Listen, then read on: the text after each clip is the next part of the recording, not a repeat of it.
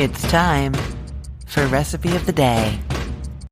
This is a delicious, perfect, easy baked mac and cheese recipe.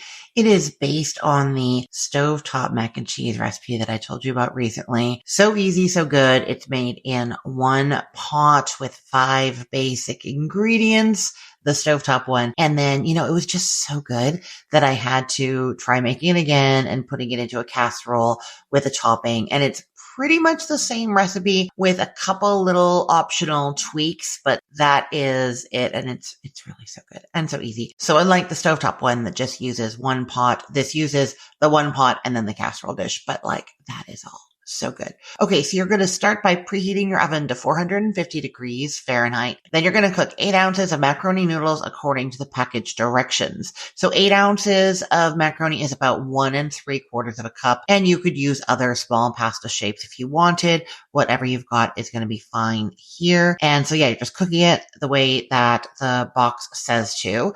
And then you're going to drain it the way you normally would. Now, while the macaroni is cooking, you are going to measure some milk and flour into a jar or container with a tight fitting lid and shake it up really well to make what's called a slurry. It's just a mixture of liquid and flour, and we're using that instead of the traditional roux that you would make to form the cheese sauce. Okay. Now, how much milk and flour? If you want a mac and cheese that's almost sliceable, that kind of holds its shape, I think of this cafeteria style mac and cheese, right? Then you're going to use 2 cups of milk and a 1/4 cup of flour. If you want it creamier in the middle, scoopable, where it's almost falling off the spoon, then you're going to use 2.5 cups of milk to a 1/4 cup of the flour. And as to the milk, you can use whole milk. That's very standard in mac and cheese recipes, but I've also tested this with fat-free milk and it works. So if that's what you have in your fridge, you can make this with that. I'm just going to tell you to be careful later in the recipe. I'll tell you where, just so that it doesn't curdle. When you're heating lower fat milks, their risk of curdling is higher. So that's what we're watching out for. You also could use evaporated milk here. That would work as well.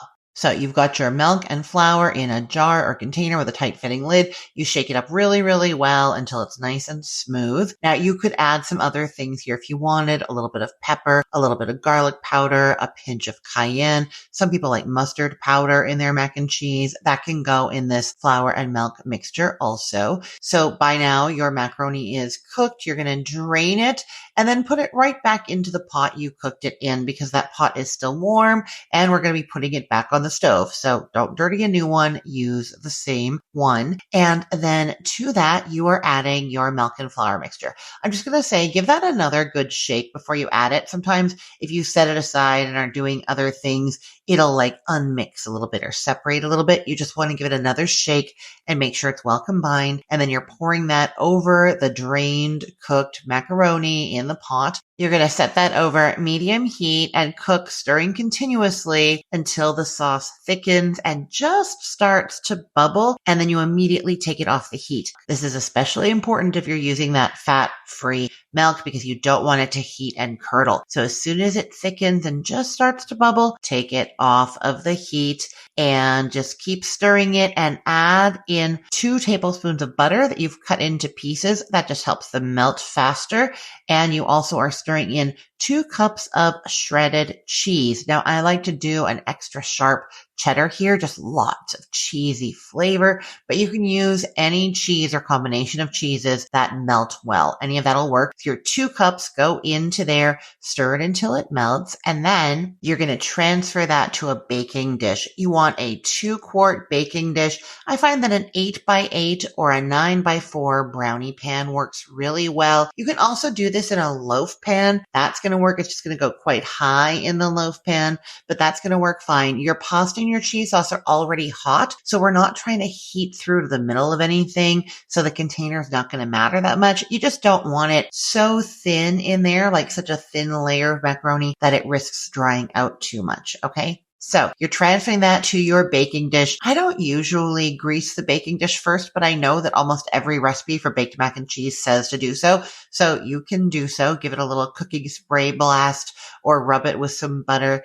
And then you're scooping all of your mac and cheese into there and just kind of make sure it's even. And then you're topping that with another cup of shredded cheese and a little sprinkle of panko breadcrumbs, about a quarter of a cup sprinkled over top, and then do a little bit of cooking spray over that just that they're going to toast better. If you don't have cooking spray, just mix those panko breadcrumbs with a little bit of cooking oil or melted butter before you sprinkle them on top of the macaroni casserole that you're making. And then that is going into the oven for not very long. Our oven's nice and hot, 450 degrees Fahrenheit. The pasta's already cooked. The cheese sauce is already cooked. Those are both hot, and that is going into the oven just until the cheese on top is melted and the breadcrumbs are lightly browned. It's just going to take 7 to 10 minutes. That is it. Now, I will say that if you were making this ahead of time, you can store the prepared mac and cheese that you've made without the topping or just with the cheese on top in a covered container until you're ready to bake it. And then you're going to bake it for a little bit longer because you need it to heat through.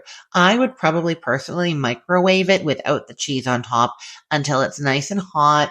Maybe even add in some extra milk at that point, stirring it in slowly just to make it creamy because the pasta will have soaked up so much of the sauce, you know? So once you get it hot and creamy, then add the cheese on top and the breadcrumbs and then put it into the oven. That's how I would do this ahead of time if I was going to do so. But really, it is so easy and quick to put together that I would just make it right before I want to bake it. That is probably the best way to do it. Okay, I will put the link to this recipe in the show notes for today's episode, or you can head to cookthestory.com/ROTD and get it there. Everything there is arranged by date, so it's helpful to know that today is February 5th of 2026. I am Christine Pittman from cookthestory.com, thecookful.com, the all-new chicken cookbook, cookfor2.us, and this podcast recipe of the day. I hope you have a great day. Let's get cooking.